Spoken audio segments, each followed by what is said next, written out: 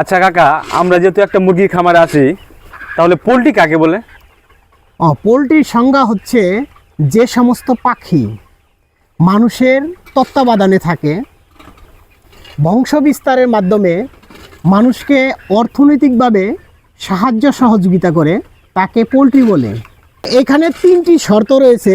একটি হচ্ছে মানুষের তত্ত্বাবধানে থাকবে, মানে মানুষের আয়ত্তে থাকবে এবং বংশ বিস্তার করবে। তৃতীয়ত হচ্ছে মানুষকে অর্থনৈতিকভাবে স্বাবলম্বী ও সহযোগিতা করবে, তাকেই পোলট্রি বলে।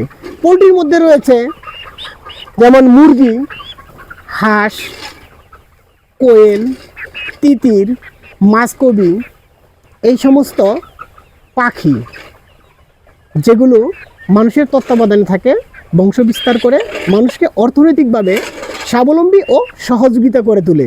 বুঝতে পারছো ভাতিজা? জি জি, বুঝতে পারছি। এখন কি মানুষের বলতে পারবে যে পোলট্রি কাকে বলে? জি অবশ্যই।